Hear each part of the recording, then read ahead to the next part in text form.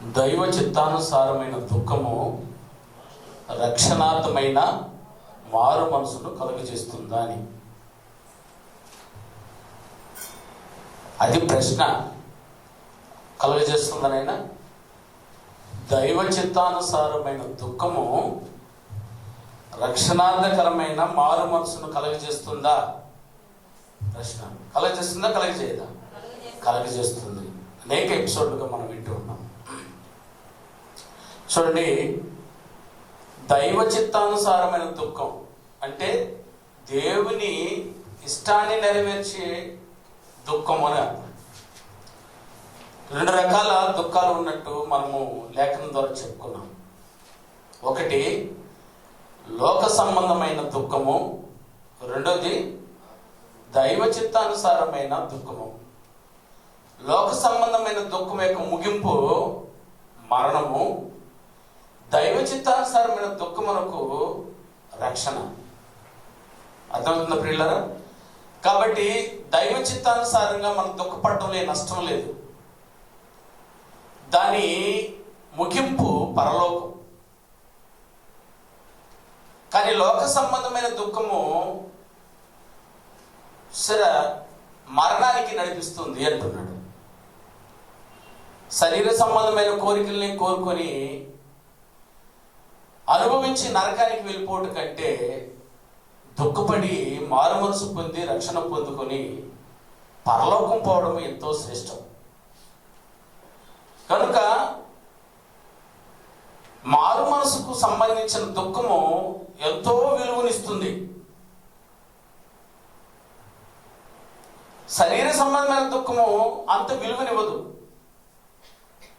ప్రస్తుతానికి నీ అవసరం తీయడానికి నువ్వు ఏడవచ్చేమో, కానీ దాని ముగింపు మరణమే. అంటే ఈ లోకంలో అది కలిసిపోతుంది. మరణం అనేది వెనకటి వల్లే మట్టికి చేరిపోతుంది. దానికై ఆరాటం. నువ్వు ఆరాట పడవలసింది దానికోసం కాదు, నువ్వు ఆరాట పడవలసింది దేవాది దేవుని కోసం. ఆ రక్షణార్థమైనటువంటి ఆ మారు మనసును పొందాలని పౌలు గారు కొరింథీ సంఘంలో ఉన్న వారికి ప్రతి ఒక్కరికి పేరు పేరు వస్తున్న రాశాడు. ఆ మాట చూస్తే ప్రియుల, అందుకని ఆత్మ సంబంధమైన వాటి కోసం మీరు దుఃఖపడితే ఎంతో ధన్యులట. చూడండి మాటను ప్రసంగి రాస్తూ 7వ అధ్యాయము 3వ వచనంలో గొప్ప మాటను తెలియజేస్తూ ఉన్నాడు. ప్రసంగి గ్రంథము 7వ అధ్యాయము 3వ వచనం. ప్రసంగి గ్రంథము 7వ అధ్యాయము 3వ వచనాన్ని దయతో చదువుతున్నాం. చూడండి. నవ్వుట కంటే దుఃఖపడుట మేలు. అవునా? సరే, ఎంత గొప్పగా మాట్లాడాడు. నవ్వుట కంటే దుఃఖపడుటే మేలు. ఎందుకంటే భిన్నమైన ముఖము హృదయమును గుణపరుచును. భిన్నమైన ముఖము హృదయమును గుణపరుచును. కాబట్టి నవ్వుట కంటే దుఃఖపడటమే మేలు. ఈ లోక సంబంధమైన వాటి కోసం, ఈ లోక సంబంధమైనది నువ్వు పొందుకొని ఆనందపడట కంటే ఆత్మ సంబంధమైన వాటి కొరకు నువ్వు దుఃఖపడంలో ఎంతో ప్రయోజనకరమై ఉంది. కాబట్టి ప్రతి ఒక్కరిని ఆయన కోరుకుంటుంది ఏమంటే దైవ చిత్తానుసారమైన దుఃఖాన్ని కలిగి ఉండండి అని. సో దైవ చిత్తానుసారమైన దుఃఖమే మనకు కలగదే, ఆత్మ సంబంధమైన దుఃఖము మనకు కలగదు. వాటి మీద మనసు పెట్టడం లేదు. మనం ఎప్పుడు ఏడుస్తాము, మనం ఎప్పుడు దుఃఖపడతాము అందరికీ తెలుసు. ఎప్పుడు శరీర సంబంధమైన వాటి కోసమే కదా మన దుఃఖం అంతా. ఎవరైనా ఏడుస్తున్నారంటే అదే. నాకు అది కావాలి ఇది కావాలని ఏడ్చేవారు కొంతమంది ఉన్నారు. దేహములకు నష్టం జరిగినప్పుడు ఏడ్చేవారు ఉన్నారు. రోగాలు పాలైనప్పుడు ఏడుస్తారు. దేహము చనిపోతే ఏడుస్తారు. ఇది దేహ సంబంధమైన దుఃఖం. దానికి అంత మేలు లేదట. ఆత్మ సంబంధమైన దుఃఖమునకున్న విలువ మహాజ్ఞాని గుర్తించి చెప్తున్నాడు, మీరు ఇప్పుడు నవ్వడం కంటే ఏడవడం మేలైనా. ఎందుకని? అదే కీర్తనకారుడు రాస్తూ 126వ కీర్తన 5 నుంచి 6 వచనాల వరకు దయచేసి చూడైనా. 126 కీర్తన 5, 6 వచనాలు. 126వ కీర్తన 5 నుంచి 6 వచనాల వరకు. కన్నీళ్లు విడిచుచు కన్నీళ్లు విడిచుచు విత్తువారు సంతోషగానముతో పంట కోసేదరు. కన్నీళ్లు విడిచుచు విత్తువారు. కన్నీళ్లు విడిచుచు విత్తారా ఎవరైనా? అవునా? విత్తుతాం. దేనిదైనా విత్తేది మామూలుగా విత్తనాలనే కదా. విత్తనాలు విత్తేటప్పుడు కన్నీళ్ళు వస్తాయా? ఏమో వ్యవసాయం చేసే వాళ్ళకైతే బాగా అర్థమవుతుంది. ఇక్కడ విత్తిన మొహాలు ఒకటప్పుడు కనపడలేదు, అంత తిన్న వాళ్ళంగానే కనపడుతున్నావు, కానీ విత్తిన వాళ్ళని ఎవరు కనపడలే. కానీ విత్తిన వాళ్ళని ఒకసారి పెంచినప్పుడు ఎంత శ్రమ పడతారో పాపం. పని మనుషులు దొరకరు. కరెక్ట్ సమయానికి విత్తితేనే దాన్ని, లేకపోతే అది సరిగా పండదు కూడా. వేరుశనగలు చూశారు ఆయన, పదునుగా ఉండాలి దానికి చెమ్మ. ఎక్కువ ఉండకూడదు, తక్కువ ఉండకూడదు. ఎక్కువ ఉండిన ప్రాబ్లమే, తక్కువ ఉండిన ప్రాబ్లమే. ఎందుకంటే ఇది మొలవదు. సో ఎకరా వేసేటప్పుడు ఎంత కష్టపడతారని అంటే, అప్పు తెచ్చుకొని, సరే అప్పు తెచ్చుకొని, ఎరువుల అప్పు, కొంతమంది అయితే అప్పు కూడా నమ్మి ఇవ్వకపోతే భార్య దగ్గర ఉన్నటువంటి నగలు సరే ఏడుస్తూ ఇబ్బంది పడుతూ ఇస్తారు. దాన్ని తీసుకొచ్చి పెట్టి ఎత్తుకుపోయి విత్తుతారు. అప్పుడేమో ఏడుస్తూ విత్తుతారట. అదే చెప్తున్నాడు. ఇన్ని రకాలుగా ఏడవచ్చు మనిషి. ఏదైనా విత్తే సందర్భం గురించి మాట్లాడుతూ చెప్తున్నాడు. కన్నీళ్లు విడిచుచు విత్తువారు సంతోషగానముతో 3-4 నెలల్లో ఏమవుతారంటే ఆయన సంతోష గానముతో పంట కోస్తారట. అంటే కోసేటప్పుడు ఎట్లుంటారంటే ఆయన పాట పాడతారట. చూసారా? అంత ఆనందం. పాట ఎప్పుడు వచ్చేది? ఆనందం ఉన్నప్పుడే పాట వచ్చేది. వాళ్ళు ఎదురు చూసింది 10 మూటలు అనుకోండి, 20 మూటలు వచ్చేస్తుంది. ఎట్లుంటుంది ఆయన? అబ్బా, కాలు తలకి పైకి ఉంటుంది అనమాట. అంత ఆనందం. అది చెప్తున్నాను. ఇప్పుడు చూడండి, ఆత్మ సంబంధంగా విత్తితే, వాక్యముని విత్తితే దేవుడు కోస్తాడట. తీర్పు దినమందు పంట వందలాది మందిని, వేలాది మందిని ఆయన కోరుకున్న ఆత్మలను కోసుకుంటాడు. కాబట్టి ఇప్పుడు మీరు ఆత్మ సంబంధంగా విత్తబడుతారు, కానీ ఆ ఆనందగానంతో పంట కోసుకుంటారు, ప్రతిఫలాన్ని కోసుకుంటారు తీర్పు దినమందు మీ వ్యక్తిత్వానికి. ఇప్పుడు ఎవరెవరు ఎంతైతే విత్తుతున్నారో మీ ధనాన్ని, మీ బలాన్ని, మీ సమయాన్ని, దేవుని కొరకు ఎవరైతే విత్తుతున్నారో, బహుశా కష్టంగా ఉండొచ్చు, మేము ఇది చేయలేము, మా వల్ల కాదు, మాకు ఇబ్బంది ఉంది, మాకు చేయలేము, సత్క్రియలు చేయలేము, ఎవరైనా నేను రాలేకపోతున్నా, నేను చదవలేకపోతున్నా అని ఒకవేళ మీరు ఇన్ని రకాలుగా మీరు దుఃఖపడుతూ విత్తుతూ ఉంటే దేవుని పనికి మీరు ఒకరోజు ఏం చేయబోతారు? నైనా సంతోష గానముతో పంటను కోసేదరు. కాబట్టి దీన్ని బట్టి చూస్తే ఆయన ఏం చెప్పాలనుకుంటున్నాడు? ఉపోద్ఘాతంలో ఏం చెప్పాలనుకుంటున్నాడంటే మనందరినీ దుఃఖపడమంటూ ఉన్నాడు. ఓకేనైనా? ఈ విషయాన్ని చూస్తే ఏం చేయమంటున్నాడు? మనల్ని దుఃఖపడండి, దైవ చిత్తానుసారమైన దుఃఖాన్ని మీరు కలిగి ఉండండి అని ఓర్పుగా చెప్తున్నట్టు కనబడుతుంది ఉపోద్ఘాతంలో మాటలు. చూడండి, యోహాను సువార్త 16వ అధ్యాయం 20వ వచనం. మీరు అలా దుఃఖపడుతూ విత్తితే, అలా దుఃఖపడుతూ బాధపడుతూ మీరు విత్తితే, మీరు ఏడుస్తూ ఉంటే ఏమవుతుంది అట్నైనా? మీరు ఏడ్చి ప్రలాపింతురు గాని, ఇప్పుడు మీరు ఏడ్చి ప్రలాపింతురు గాని లోకము సంతోషించును. లోకం అంతా ఏం చేస్తుంది? సంతోషంగా ఉంటుంది. అంతేగానైనా ఈ లోకం ఎలా ఉంటుంది చూడు. మరి ఏమని ఎవరి కొరకైనా దుఃఖపడుతున్నారు నాయన? అసలు ఈ రోజులంతా దుఃఖపడే రోజులు. దినాల్లోనే కదన్నా ఏడ్చే దినం ఉంది, నవ్వే దినం ఉంది, ఆడుకునే దినం ఉంది, మౌనంగా ఉండాల్సిన దినం ఒకటి ఉంది. మన జీవితాల్లో ఈ దినాలు ఉన్నాయి. కానీ మనం ఏడిస్తేనట లోకము సంతోషిస్తుందా? ఎవరో పాట కూడా రాశాడు ఒక ఆయన, నేను ఏడిస్తే లోకము నవ్వుతుంది, లోకము నవ్వుతే నేను ఏడుస్తున్నాను. ఎందుకంటే లోకము నాకు ఐ డోంట్ కేర్ అని పాడతాడు పాట. విన్నారు కదా నాయన? అంటే లోకం వేరు, నువ్వు వేరు. లోకము దుఃఖపడేది లోక మర్యాద కోసం, కానీ నువ్వు దుఃఖపడుతుంది, నువ్వు విత్తుతుంది, నువ్వు శ్రమ పడుతూ ఉంది ఆత్మ సంబంధమైన పని కోసం. అందుకని నేను ఏమంటున్నానంటే, మీరు ఏడ్చి ప్రలాపింతురు గాని లోకము సంతోషించును, మీరు దుఃఖింతురు గాని మీ దుఃఖము ఒక రోజు సంతోషమగునని నిశ్చయముగా నేను చెప్తున్నాను అన్నాడు. ఈ మాట ఎవరో చెప్పలేదు నాయన, సాక్షాత్ యేసు వారు చెప్పారని అంటే అది తిరిగే ఉండదు. రేనా? నిశ్చయముగా, మామూలుగా కూడా చెప్పలేదట, నేను నిశ్చయముగా చెప్తున్నాను అన్నాడు యేసు ప్రభు వారు. కనుక ప్రలాపించి ఏడవండి స్థానిక సంఘ సభ్యులు. దైవ చిత్తానుసారమైన మారు మనసు కొరకు మీరు ఏడవండి. ఏడవకుండా మాత్రం ఉండకండి. అందుకే ఏడ్చేవారు ధన్యులు. ఇప్పుడు నవ్వే కావాలనుకుంటుంటే ఒకరోజు మీరు ఏడుస్తారు ప్రియులరా. ఆరంభంలో ఏడ్చేసి అంతంలో నవ్వడం బాగుంటుంది నాయన, కానీ అంతంలో నవ్వేసి, సరే ముగింపులో నవ్వేసి అంతంలో ఏడవడం భయంకరంగా ఉంటుంది.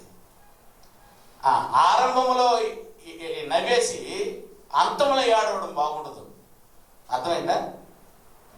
చాలా మంది చూడండి, ఆరంభం బాగుండాలనుకుంటారు, ముగింపులో బాగుండరు. కానీ దేవునికి కావాల్సింది ముగింపు, ఆరంభం కాదు, ముగింపు. ఆరంభంలో ఎవరైనా బాగానే ఉంటారు, ఆనందంగానే ఉంటారు. అలా కాదు, ఆరంభం ఇబ్బందిగా ఉన్నా పర్వాలేదు, కానీ ముగింపు ఆనందదాయకంగా మారిపోవాలి మన జీవితాల్లో. ఎందుకయ్యా అని అంటే, నీ ముగింపే దేవునికి కావాల్సింది. నీ ఆరంభము దేవునికి అవసరం లేదు, ఎందుకనంటే అది పరిపూర్ణం పొందనిది. అందుకని నీ ఏడుపు అర్థమవుతుందైనా, ఆరంభంలో ఉండిపోతేమో సరే, ఆరంభంలో నవ్వితే నవ్వుతారేమో, ముగింపు మాత్రం ఖచ్చితంగా దుఃఖంతో నిలిచి ఉండాలి. ఎందుకంటే దుఃఖపడితేనే మారు మనసు పొందగలుగుతారు కాబట్టి. దుఃఖపడి మారు మనసు పొందాలట. అందుకని ప్రతి ఒక్కరూ దుఃఖపడండి, దైవ చిత్తానుసారమైన దుఃఖాన్ని కలిగండి, భయం కలిగి ఉండండి. మారు మనసు పొందేటట్లు ప్రతి ఒక్కరూ దుఃఖపడి ప్రార్థించండి, దుఃఖపడి పని చేయండి, దుఃఖపడి విత్తండి అంటున్నాను. అనేనా ఎంతో భాగ్యము దుఃఖముతో దేవుని పని చేయడం. కానీ దేవుని పని కూడా ఆనందంగా చేయాలనుకున్నారంటే ముగింపు అంత అందంగా ఉంటుంది. ఈయనకి ఇష్టము కూడట. దేవుడే ఏమని కోరుకుంటున్నాడు అంటే, ఒక్కసారి చూద్దాం కీర్తనల గ్రంథం. ఆయన కోరుకుంటున్న కోరికను చెప్తున్నాడు చూడండి ప్రియులారా. కీర్తనల గ్రంథం 55వ కీర్తన 19వ వచనాన్ని అయితే చదువునన్నా. ఆయన ఏమని కోరుతున్నాడో చూడండి. పురాతన కాలము మొదలుకొని, పురాతన కాలము మొదలుకొని, పురాతన కాలం ఏ పురాతనం, ఏ పూర్వము, జగదుత్పత్తి ముందుగానే పూర్వకాలము, పురాతన కాలము మొదలుకొని, ఆశీనుడకు దేవుడు పురాతన కాలంలో ఎక్కడున్నాడు ఆయన? పరలోకమందు ఆశీనుడై ఉన్నాడు కదా. ఆ ఆశీనుడకు దేవుడు మారు మనసు లేని వారై తనకు భయపడే వారికి ఉత్తరమిచ్చుచున్నాడట. ఏమని ఉత్తరమిచ్చుచున్నాడట? తమతో సమాధానముగానున్న వారికి వారు బలాత్కారము చేయుదురు, తాము చేసిన నిబంధన అతిక్రమింతురు, తన చేసిన నిబంధనను అతిక్రమింతురు. వారి నోటి మాటలు. ఈ మాట చూస్తే ఏమర్థమవుతుంది ఆయన? పురాతన కాలము మొదలుకొని ఆశీనుడకు దేవుడు ఏం కోరుకుంటున్నాడట?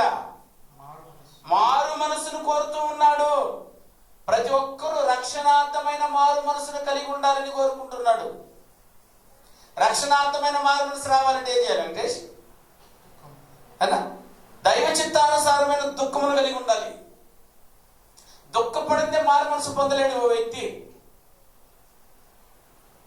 పశ్చాత్తాప పడిందే పాపాలు ఒప్పుకోలేడు. పాపమును ఒప్పుకోలేని వాడు మారు మనసు పొందలేడు. మారు మనసు పొందాలంటే ఖచ్చితంగా తన పాపములను బట్టి, తను చేసిన అతిక్రమములను బట్టి పశ్చాత్తాపడాలి. పశ్చాత్తాపడంటే దుఃఖపడ్డమని. పశ్చాత్తాపడుతున్నాడు అంటే ఎట్ట పడుతుంటారు నాయన? పశ్చాత్తాపడుతున్నా అంటడా? చెప్పకనే కళ్ళల్లో కలకల కారిపోతుంటుంది ప్రియమైన వాళ్ళ. ఎందుకంటే వాడు పశ్చాత్తాపడుతూ ఉన్నాడు, దుఃఖంతో నిండి ఉన్నాడు. పైకి ఎలా కనపడతారు చెప్పండి? ఎవరైనా మాట్లాడుతూ ఉన్నా కూడా లోపల బాగా మాటలు సరిగా రావు, దుఃఖంతో గొంతు పెట్టేస్తూ ఉంటుంది. ఎందుకంటే పశ్చాత్తాపడుతున్నాడు. దేవునికి పూర్వకాలం ముందన్న దేవునికి ఇది కావాలి అనంటే మనం పాపాలు చేసేస్తాము, మనం దైవ చిత్తానుసారంగా మనం ఖచ్చితంగా మారు మనసు పొందబోతున్నామని తెలుసు అంటారా తెలియదంటారా? తెలుసు. పథకాలు వేసాడు ముందుగానే కదా. అందుకని ప్రతి ఒక్కరినట ఆయన కోరుకుంటున్నది మరి పశ్చాత్తాపంతో కూడుకున్నటువంటి మారు మనసు, రక్షణార్థమైన మారు మనసు, దైవ చిత్తానుసారమైన దుఃఖము మీరందరూ కలిగి ఉండాలని అప్పుడే కాంక్షించారట. చూడు అంత గొప్పగా ఉంది కీర్తనలు. ఇప్పుడు రాసిన కీర్తనలు ప్రియులారా, 55వ కీర్తన 19వ వచనంలో చెప్తున్నమాట. పురాతన కాలం మొదలుకొని ఆశీనులకు దేవుడు అప్పటి నుంచి ఆలోచిస్తూ ఉన్నాడు. మారు మనసు లేని వారే తనకు భయపడిన వారి గురించి ఆలోచిస్తూ ఉన్నాడు. హెచ్చరిక చేస్తున్నాడు వీళ్ళు చెప్పాలందరికని. మనం కూడా ఎవరైనా అలాంటి వారమై ఉన్నాం? అయినా ఎలాంటి వారమై ఉన్నామంట? భయపడిన వారిగా. ఏమండి? మారు మనసు లేని వారై తనకు భయపడని వారికి ఈ ఉత్తరాన్ని ఇస్తున్నాడు, అంటే ఈ సందేశాన్ని పంపుతున్నాడు. ఈ పాఠాన్ని వింటున్న మనకు కూడా ఈ సందేశం. అలాగే ఈ ప్రపంచంలో ఎంతమంది అయితే వాక్యాన్ని వింటున్నారో వారందరి దగ్గర దేవుడు కోరుకుంటుంది ఏంటంటే ఖచ్చితంగా దుఃఖపడి మీరు మారు మనసు పొందండి, పశ్చాత్తాపమైన మారు మనసును కలిగి ఉండండి అని. అది జరగాలంటే దైవ చిత్తానుసారంగా మీరందరూ దుఃఖపడాలి. కాసేపు అని కూర్చొని మీరు చేసిన దానికి దుఃఖపడండి. నేను ఏమి చేయలేదన్నవాడు ఏమి దుఃఖపడలేడు, ఏమి చేయలేదన్నవాడు తన పాపాన్ని ఇంకా చూసుకోలేదని అర్థం. అదే గురుగుంజ, ఇంగ్లీష్ తెలుగులో ఏమంటారు ఆయన? గురుగుంజేనా? గురుగుంజ చూశారు ఆయన, 2 కలర్లు అయింది, పైన రెడ్ కింద బ్లాక్. అవునా? అది నేను రెడ్గా ఉన్నాను చూడు, నేను రెడ్గా ఉన్నాను చూడు అని చెప్పుకుంటుందట, అందరికీ ఎగిరిగిరి పడుతుందట. అవునైనా? కానీ దాన్ని చూసిన వాళ్ళు ఏమంటుంటానైనా, నువ్వు కింద చూసుకో అన్న కదా. పైనే చూస్తే రెడ్డే, నువ్వు కింద కూడా చూడు, నువ్వు బ్లాక్ ఉంది, నీ కింద భాగం బ్లాక్. నాకు దుఃఖమే రాలా, నాకు దైవ చిత్తానుసారమైన దుఃఖం రాలా అని అంటున్నారంటే నువ్వు కింద ఇంకా చూసుకోలేదు. అందుకని దేవుడు ఒక గ్రంథాన్ని పెట్టాడట మనకి. ప్రతి దినము నువ్వు చేస్తున్న కార్యక్రమాన్ని అంతా రాసేసుకుంటున్నాడట. వాక్య భాగము కీర్తనల గ్రంథం 56వ కీర్తన 8వ వచనాన్ని చదవండి ప్రియులారా. నా సంచారములను నీవు లెక్కించి ఉన్నావు. నా సంచారములు అంటే ఏంటైనా నేను నడిచే మార్గాన్ని. సంచారం అంటే ఇటు అటు తిరుగుతుంటాం కదా. నా సంచార మార్గములను, నా సంచారములను, నా సంచారం అంటే నేను నడిచే మార్గములను నీవు లెక్కించి ఉన్నావు. నువ్వు లెక్కించి ఉన్నావు. నా కన్నీళ్లు నీ బుడ్డిలో నుంచబడి ఉన్నవి. ఎక్కడ? నీ బుడ్డిలో ఉంచుకొని ఉన్నావు, స్టాక్ ఉంచి ఉన్నావు. నువ్వు ఏ రోజు దుఃఖపడుతున్నావు దేని కొరకని ఆయన బుడ్డిలో పట్టుకుంటున్నాడు అని అంటే పుస్తకంలో రాసుకుంటున్నాడు. అవి నీ కవిలలో కనబడును కదా రాసుకున్నారు, గ్రంథాల్లో చూసారా అని. కింద బుగ్గలో చూసాడు, పుట్టినట్లో పుస్తకము రాసేసుకుంటూ ఉన్నాడు. అదే పరిశుద్ధులుగా ఉన్నవారు. చెడ్డ కార్యక్రమమే కాదు, చెడ్డ సంచారమే కాదు, మంచి కార్యక్రమాలు. దైవ భక్తి కలిగిన వారు కూర్చొని మాట్లాడుతూ ఉంటే మలాకీ గ్రంథం అనుకుంటాను చూడండి. మలాకీ గ్రంథం 3వ అధ్యాయము, అందరు తీయండి ప్రియులారా, 16వ వచనం. మలాకీ గ్రంథం 3వ అధ్యాయం 16వ వచనం. అప్పుడు యెహోవా యందు భయభక్తులు గలవారు ఒకరితో ఒకరు మాట్లాడుకునుచుండగా యెహోవా చెవియొగ్గి ఆలకించును. మరియు యెహోవా యందు భయభక్తులు కలిగి ఆయన నామమును స్మరించుచు ఉండు వారికి జ్ఞాపకార్థముగా ఒక గ్రంథము ఆయన సమ్ముఖమందు రాయబడిను. చూసారా, నువ్వేం చేస్తున్నావు? రాసేస్తున్నాడు. మనం రాసుకుంటున్నాం కదా, మనం రాసుకోవట్లా. ఇప్పుడు నా పొరపాటు, అది చెప్పాలని మీకు చెప్పేది. నీకు తెలియాలంటే ఖచ్చితంగా నువ్వు రాసుకోవాలి. నీ సంచార మార్గం అంతా నువ్వు రాసుకోకపోవటం వల్లే మనకు తెలియట్లేదు మనం ఎవరమో. అందుకని ప్రతి ఒక్కరు సంఘంలో ఉన్నవారందరూ రాయండి నాయన. ఒక పుస్తకం పెట్టుకోండి, డైరీ పెట్టుకోండి, మంచిదే కదా. డైరీలు అమ్ముతుంటారు కదా, డైరీ తీసుకొని అంటే ఏం చేయండి అయినా, ఈ రోజు నా దేహావయవంతో నేను ఎన్ని మంచి చేశాను, అలానే నేను నిన్ను చెడ్డ చేశాను అని నిన్ను గురించి నీకు తెలియాలంటే నువ్వే రాయి. నీ గురించి నీవే రాసుకో. నేను ఎట్లా రాయగలను? నన్ను గురించి మీరు రాయగలరా? ఇంపాసిబుల్. అందుకే మీ గురించి మీరే రాయండి. This is personal diary. దాన్ని ఎవరు తాకినీకండి, పర్వాలేదు. పర్సనల్ డైరీని ఎవరు చదివితే చండాలం ఉంటుంది కదా. కాబట్టి దాదాపు నేను కూడా కొన్ని సంవత్సరాలు రాసుకున్నాను నా డైరీని. నేను రాసుకుంటే చాలా మంచిది. లేఖనాల నుంచి పుట్టుకొచ్చింది, అది తప్పేం కాదు. రాస్తేనే మంచిది. అప్పుడు నీ పరిస్థితి నీకు అర్థమవుద్ది. ఈ రోజంతా ఎన్ని మంచి చేశావు, ఈ రోజంతా ఎంత చెడ్డ చేశావు, ఈ రోజు ఎన్ని అబద్ధాలు ఆడావు, ఈ రోజు ఎన్ని మేలు మాట్లాడావు. ఒక్కసారి అవి రాసుకొని చూడగలిగితే ఇదన్నైనా అది నీకు అర్థం అవ్వాలి.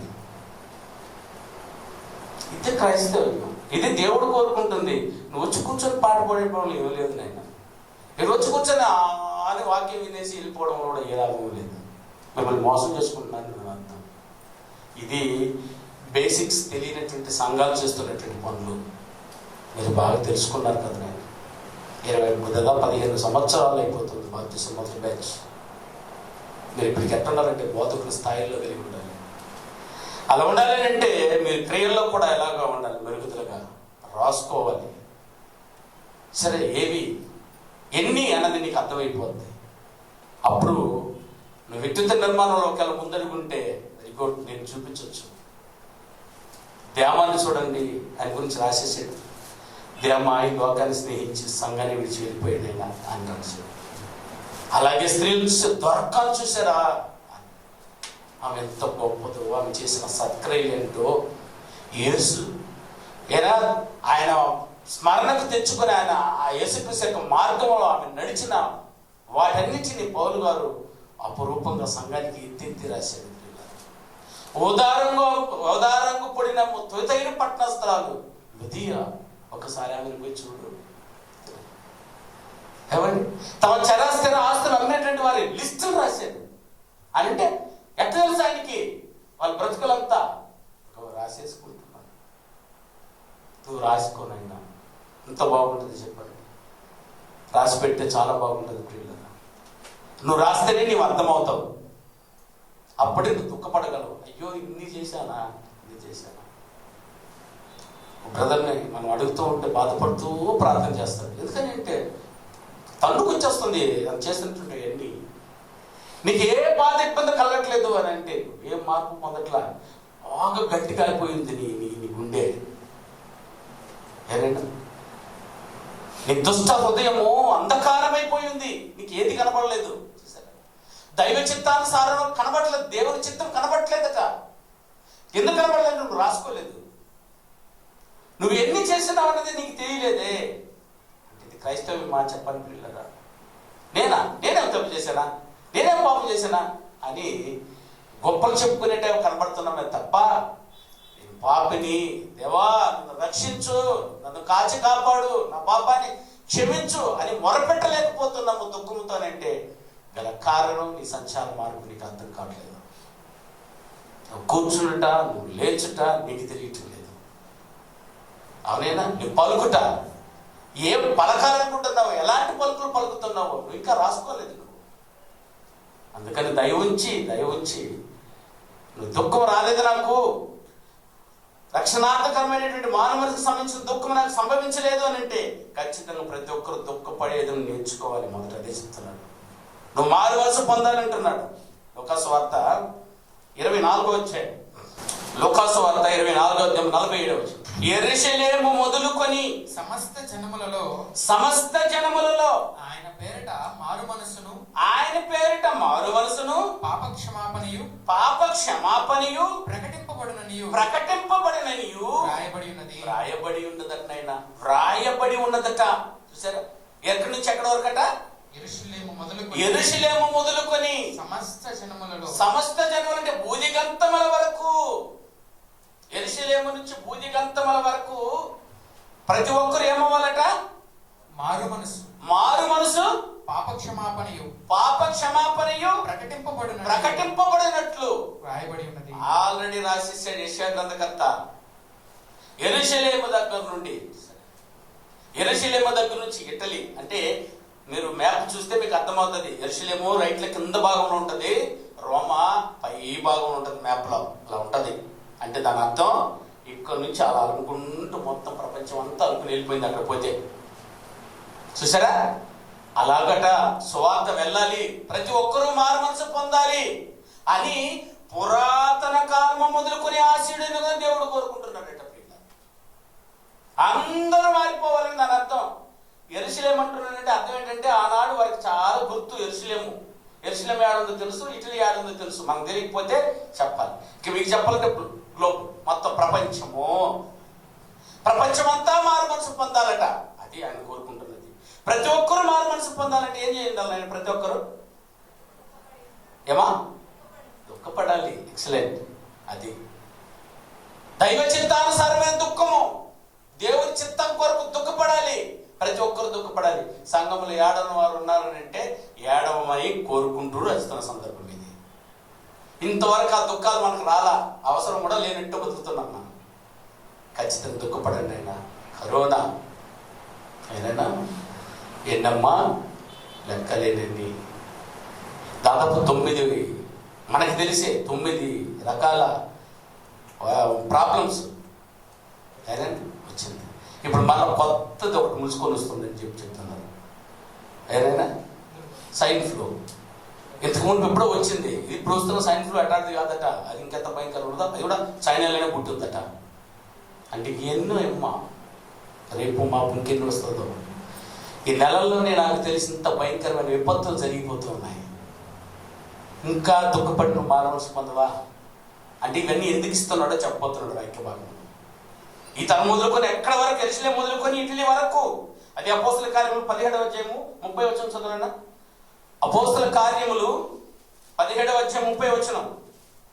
ఆ అజ్ఞాన కాలంలో దేవుడు చూసి చూడకున్నట్టున్నాడు. ఇప్పుడైతే అంతటను అందరూ ప్రపంచంలో ఉన్న వారందరూ మారు మనసు పొందవలెనని, అండర్లైన్, మారు మనసు పొందవలెనని మనుషులకు దుఃఖమును ఆజ్ఞాపిస్తున్నాడు. దుఃఖపడమని ఆజ్ఞాపిస్తున్నాడు. దుఃఖపడి మారు మనసు పొందని ఆజ్ఞాపిస్తున్నాడు. మనుషులందరికీ ఆజ్ఞాయను. అందులో నువ్వు లేవా? నేను లేనా? మనలేమా? ఖచ్చితంగా చూడండి నా సోదరి అంటున్నారు. ప్రతి ఒక్కరూ దుఃఖపడండి. నేను ఇది దుఃఖపడే వేళ. సంతోషంగా ఉన్న సమయంలో దుఃఖమని ప్రకటించుకో. ఏదైనా దుఃఖపడే వేళలో సంతోషాన్ని ప్రకటించుకో. ఏదైనా పెళ్లి దగ్గరకు వచ్చి ఏం మాట్లాడకూడదంటారా?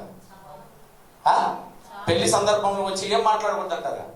సావు సందర్భాన్ని చెప్పుకో. సావు దగ్గర వచ్చే పెళ్లి మాట ఎత్తుకో. అంటే సందర్భాన్ని సాహిత్యంగా పొడుచుకుంటూ ఉన్నారు, నరుక్కుంటూ ఉన్నారు. ఎవరు వస్తే బాగుంది అక్కడికి? అదే కదా, నడుచుకుంటూ పడుకుంటూ ఆపలేకపోతున్నామని అంటే ఎవరు వస్తే బాగుండవు? పోలీసులు పరిగెత్తుకుంటూ వస్తే వాళ్ళందరినీ లాఠీ చార్జ్ చేసి అందరినీ చంపేస్తారు. అక్కడికి ఫైర్ తెలిస్తే అది సంబంధం ఉందా నాయన? ఫైర్ నీళ్ళు వచ్చిన వాడు నీళ్ళతో పట్టొచ్చు సార్ అంటారేమో. అది అక్కదు. బాగా చూడండి. ఇప్పుడు చెప్పండి మరి, అయితే ఇల్లు కాలిపోతుంది అక్కడికి పోలీసులు పోతే లాభం ఏముంది నైనా? ఇల్లు కాలే దగ్గర ఎవరు పోవాలా? ఫైర్ ఇంజిన్ పోవాలా?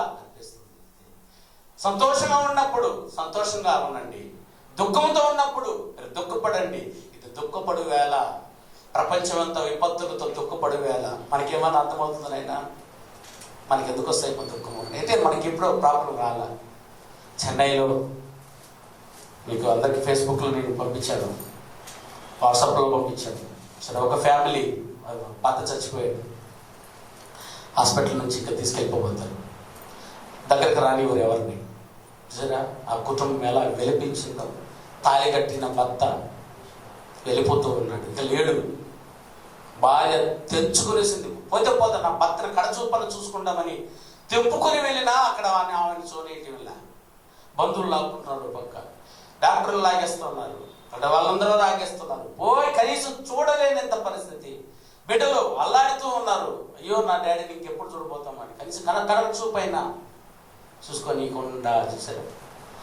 కాళ్ళు పట్టేసి వాళ్ళు దారం కట్టి బరబర కుక్కను లాక్కుంటలాకి ఎంతమంది బాధ్యులైన వాళ్ళు సరే లాగి లాగి లాగి లాగి పడేస్తున్నారు గోతుల్లో. ఈ భయంకరమైన విపత్తులకు నవ్వే కాలం ఇది. ప్రతి ఒక్కరు కూర్చొని ప్రార్థించే కాలం ఇది. వారి మారు మనసు కొరకు ఎందుకు వచ్చింది ఇవి, ఎందుకు ఇలా వెళ్ళిపోతున్నారు అని అంటే, వాడు చచ్చిపోయేందుకు కాడి ఏడవమన్నది, చనిపోకుండా ఉంటూ కొరకు మారు మనసు పొందండి ఏడవండి. అదే ఇప్పుడు ఊహించండి, మన కుటుంబంలో ఎవరికైనా జరిగిపోతే వాళ్ళకి అది వాళ్ళు జరిగింది కాబట్టి ఇక్కడ దూరం చూసి అని అనుకుంటున్నాము. అదే నీ ఇంట్లో జరిగితే, మన ఇంట్లో జరిగితే ఎంత దుఃఖపడతామో, ఎంత బాధపడతామో ఒక్కసారి ఆలోచించండి ప్రియులరా. ఈ దుఃఖం ప్రతి ఒక్కరికి కావాలట. సంఘమందున వారందరూ మార్పు పొందాలని చెప్పి మారు మనసు కొరకు ప్రతి ఒక్కరూ ఇది ఆజ్ఞగా ఇవ్వండి, అందరూ అంతటను మారు మనసు పొందవలనని ప్రకటించండి, ప్రతి ఒక్కరికి తెలియజేయమంటున్నాడు నా సోదరి సోదరిమణులారా. అందుకే పనిగట్టుకుని ప్రవక్తలు, బోధకులు, సువార్థికులు అయ్యా మారు మనసు పొందండి, అయ్యా మారు మనసు పొందండి, అయ్యా దుఃఖపడండి, అయ్యా దుఃఖపడండి అని పాఠాలు ఇందురా మీరు వినాలి. కానీ మారు మనసుకు సంబంధించిన పాఠాలే చెప్పుకుంటూ వచ్చారు. మొట్టమొదటి వచ్చిన ప్రవక్త కొత్త నిబంధనలు ఎవరైనా ఆయన పరిగెత్తుకుంటూ వచ్చి ఏమని చెప్పాడు చూద్దాం. ఆయన మొదటి మాట, 400 ఏళ్ళు భూమి మీదకు సంచారం లేదు దేవుని మాటలు. అలా సమయంలో ఒక్కసారిగా బాప్తిస్మం ఇచ్చి యోహాను పరిగెత్తుకుంటూ వచ్చాడయ్యా. యేసుక్రీస్తు కంటే 6 నెలలు ముందుగా ఆయన వచ్చి ఏమని ప్రకటిస్తున్నాడు చూడండి. మత్తయి సువార్త 3వ అధ్యాయం 2వ వచనం చూడండి. మత్తయి సువార్త 3వ అధ్యాయం 2వ వచనం. పరలోక రాజ్యము సమీపించి ఉన్నది, పరలోక రాజ్యము సమీపించినదమ్మా, మారు మనసు పొందుడని. అదే మారు మనసు పొందుడని పురాతన కాలమందున దేవుడు అక్కడి నుంచి చెప్పుకుంటూ వస్తున్నాడు. 3 యుగాలలోనూ ఆయనే అదే మాటే చెప్పుకుంటూ వస్తున్నాడు. ఇదిగో యుగములు ఈయన కూడా వచ్చి అదే మాట అరుస్తున్నాడు.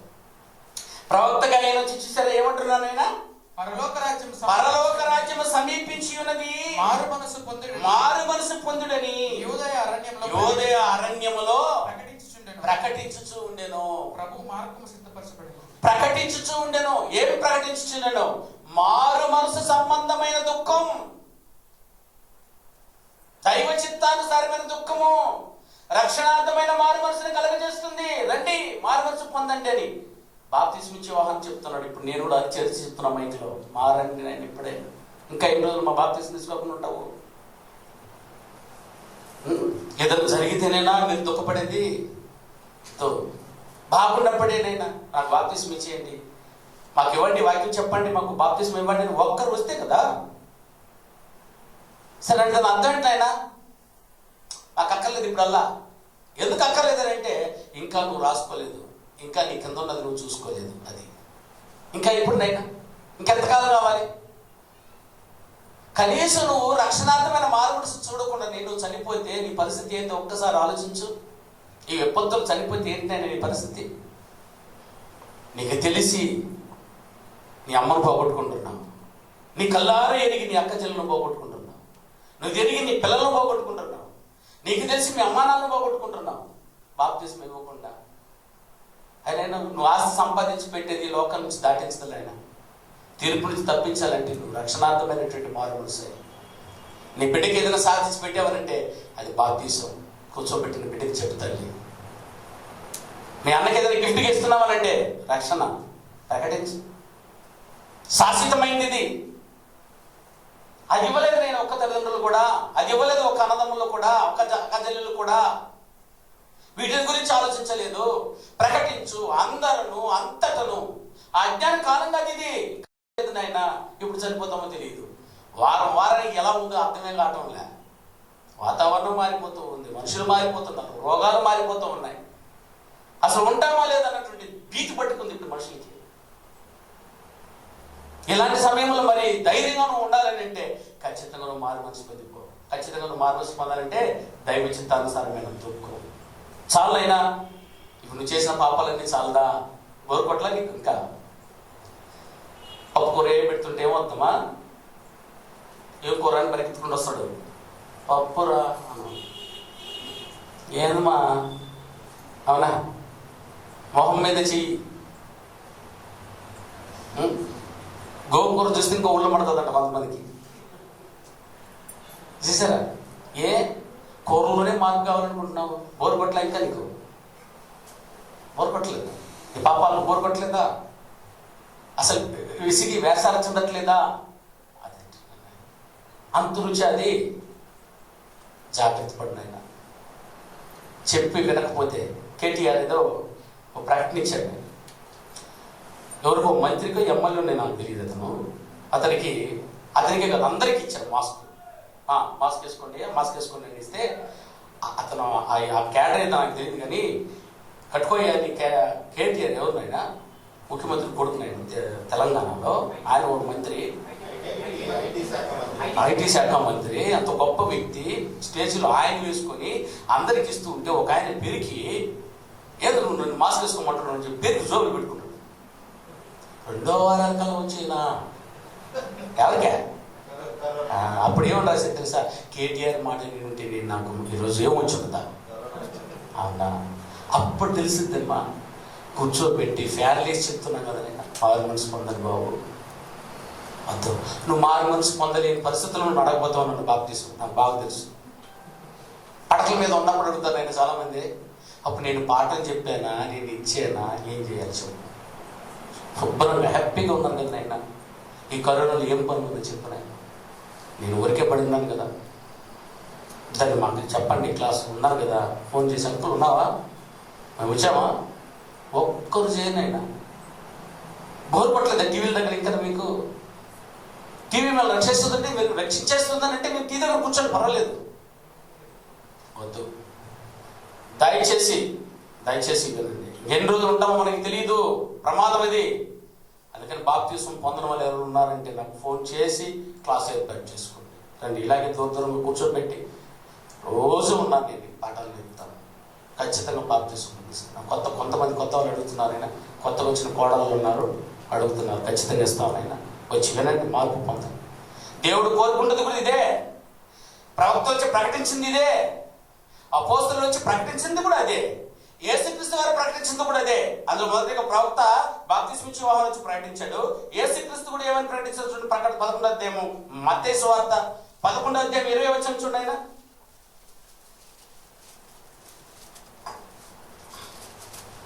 మత్తయి సువార్త 11వ అధ్యాయం 20వ వచనం. పిమ్మట ఏ పట్టణాలలో, మత్తయి సువార్త 11వ అధ్యాయము 20వ వచనం.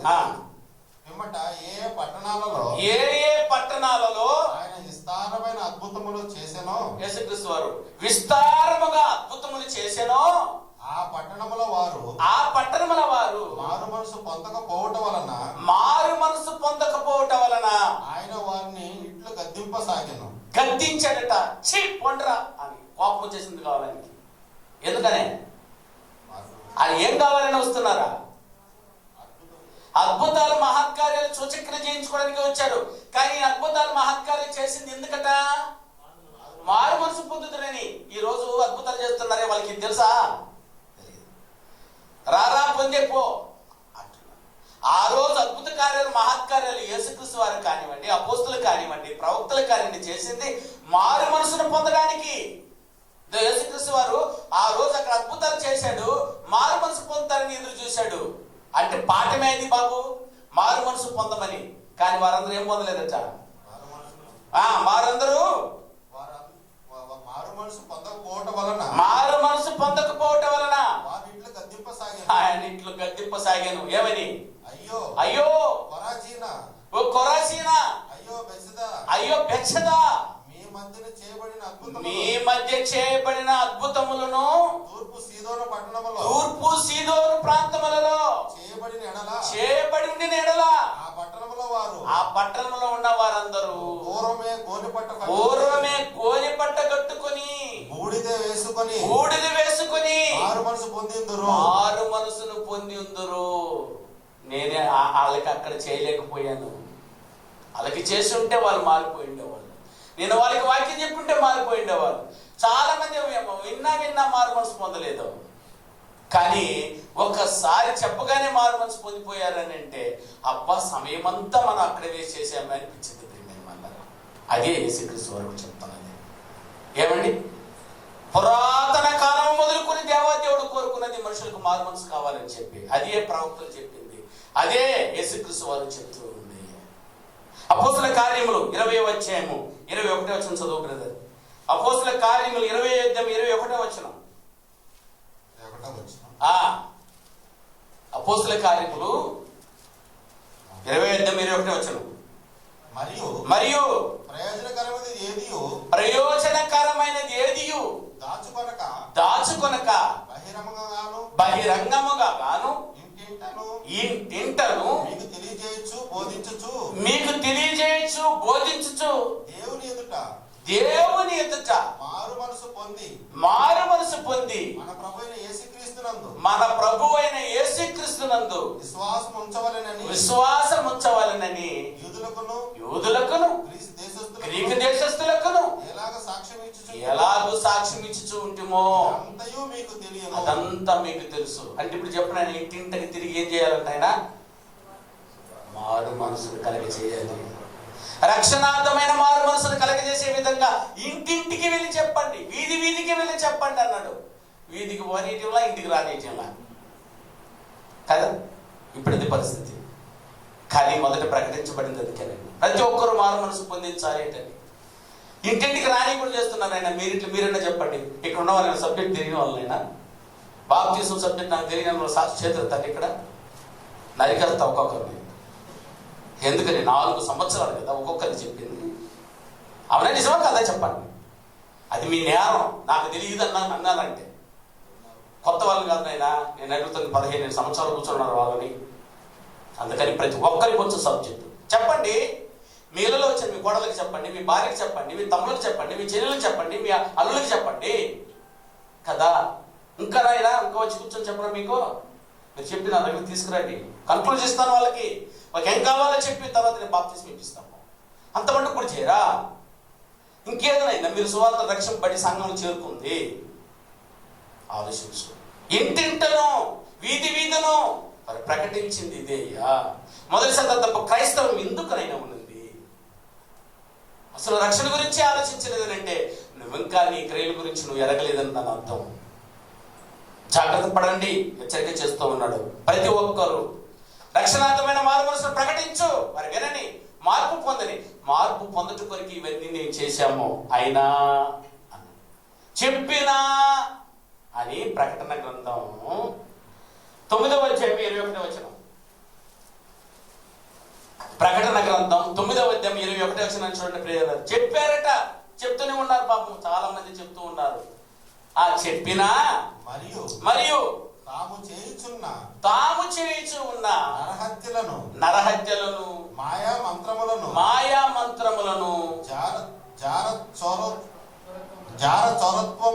జారత్వములను చేయకుండానట్లు మారు మనసు పొందిన వారు కాదు. ప్రకటించబడుతున్నది మారు మనసు పొందడానికి. కానీ ప్రకటించినా వారి జాగ్రత్త నుంచి మారలేదట, వారి పోకిరి శాస్త్రులు మారలేదట, వారి దుర్మార్గము మారలేదట, వారి దుష్టత్వం మారలేదట. అది మారకపోయారు. అది ఆయన అంటున్నాడు. వారు మారు మనసు పొందిన వారు కాదు. చెప్పినా మారకపోతే ఇంకేం చేయాలి మీరు ఇప్పుడు చెప్పండి. ప్రకటించబడుతూనే ఉంది. కొన్ని ఇళ్ళలో చెప్తా ఉంటారు కానీ వినరు. కొంతమంది అంగీకరించరు. పోయా మేము ఎప్పుడు పొందినాం సరిపోయింది కానీ అనుకుంటూ ఉంటారు. వినరు. అట్లాంటి వాళ్ళు మనం ఏం చేయలేము అయినా, నువ్వు ఏం చేయలేము, నేనేమి చేయలేము, ఇంకెవరు కూడా ఏం చేయలేరా?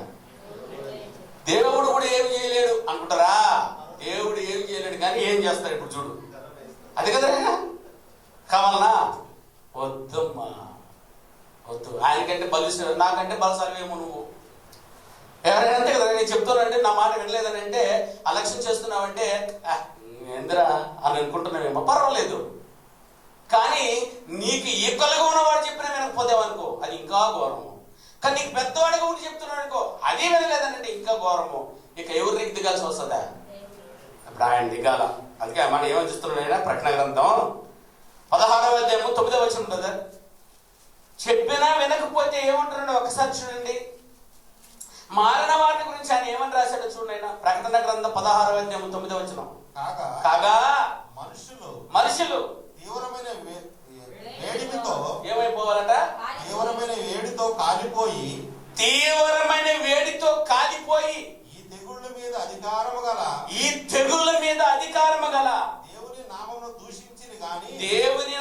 దూషించిరి గాని ఆయనను మహిమపరచునట్లు వారు మారు మనసు పొందిన వారు కారు. అందుకేనట ఇప్పుడు ఏం పంపించాలట? తీవ్రమైన వేడితో ఏం పంపించాలట? కరోనా, విపత్తు, తుఫాను, భూకంపం, చైనా మీదకి, ఇండియా మీదకి, ఏది యుద్ధం, స్వైన్ ఫ్లూ, మిడతలు, కాకులు, ఇంకెన్నో వచ్చేసేద్దట ప్రియులారా. మారు మనసు పొందండి, చక్కగా మారిపోండి, కూర్చొని వాక్యం విని. మీ బిడ్డలకు ఇంత తీక్షణమైనటువంటి ప్రాబ్లం తెచ్చిపెట్టింది తల్లిదండ్రులుగా మీరే. అన్ని ఇచ్చారు, వాక్యం ఇచ్చారా? లేదు. అన్ని ఇచ్చారు, మారు మనసు ప్రసాదించారు మీ బిడ్డలకి? లేదు. నష్టపోతామనైనా, నువ్వు ఇచ్చిన ఆస్తి ఇక్కడే వదిలేసి వెళ్ళిపోతాను నైనా. సరే, పాఠం చేసి మన పేపర్ ఇస్తే మన వాళ్ళు ఇక్కడే వదిలేసి వెళ్ళిపోతూ ఉంటారు. అబ్బా ఇందుకరా కష్టపడి రాజంతా రాసింది అనుకునేది నేను. పేపర్ కావాల్సి వదిలిపోతే పోతారు నైనా కదా. అర్థం ఖచ్చితంగా మీరు మారు మనసును కలిగించండి, లేకపోతే ఆయన తెగుళ్ళను పంపాల్సి వస్తుందట. అందుకే పంపుతున్నాడు కూడా. చెప్పాడు, యోహాను దగ్గర నుంచి చెప్పుకుంటూనే వస్తూ ఉన్నారు. నాకు తెలిసి 15 ఏళ్ళు 20 ఏళ్ళకి ఇక్కడ వాక్యం చెప్తూనే ఉన్నాము. ఈ బిల్డింగ్ లో వాక్యం చెప్పబడుతూనే ఉంది.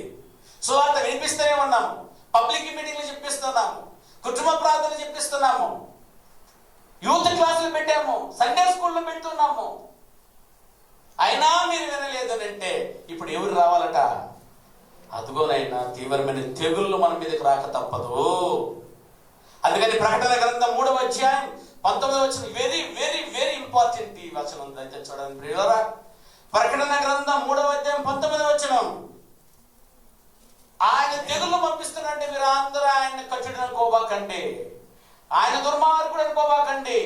చూడు ఆయన ఎందుకు పంపిస్తున్నాడో చెప్తున్నాడు చూడమ్మా. నేను ప్రేమించే వారిని గద్దించి శిక్షించుచున్నాను గనుక నీవు ఆసక్తి కలిగి మారు మనసు పొందిపోపా. ఎంత గొప్పకుంది నీ మాట.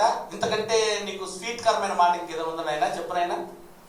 నో, ఇప్పటికే నో అవకాశాలు వదిలేసావు. ఇప్పుడు కూడా చెప్తున్నాడు ఈరోజు నీకు శిక్షిస్తున్నాడంటే మీరు ఆయన్ని కఠినంగా ఎంచబాకండి, తండ్రిగా ఎంచండి. నువ్వు ప్రేమించే వారిని శిక్షించే రీతిగా. అంటే ఇప్పుడు నిన్ను శిక్షిస్తున్నాడంటే ఏం కదా ఆయన నిన్ను ప్రేమిస్తున్నాడని దాని అర్థం. అయ్యా ఎక్కుతుందా చెవులో? ఈ విపత్తు సంభవింపజేస్తుంది తెలుసా నిన్ను రక్షించుకోవడానికి. ఒక్కరిని చంపైనా నలుగురు రక్షించుకోవడం బెస్ట్ కదనైనా. అవును, ఒక్కరిని కొట్టారంటే అందరూ అలర్ట్ అయిపోతారు స్కూల్లో పిల్లలు. అందుకని ఒకరికి దెబ్బ పడినా పర్వాలేదు, అందరూ మారిపోతారు. కరోనాలో 4 లక్షల మంది చచ్చిపోయినా పర్వాలేదు, ఏదైనా 789 కోట్ల మందిని రక్షించుకుంటాను అనుకుంటున్నాడు దేవుడు. ఎందుకంటే నీ నా మీద ప్రేమ కలిగి ఉన్నాడు కాబట్టి. మారు మనసు పొందమని హెచ్చరిక చేశాడు. పొందలేదంటే ఖచ్చితంగా శిక్షిస్తాడు. ఏదైనా దెబ్బలు తిని మారిపోతారా? ఇంకా బాప్తిసం పొందిన వాళ్ళు ఎవరు ఉన్నారైనా? దెబ్బలు కావాలి మీకు? వద్దునైనా.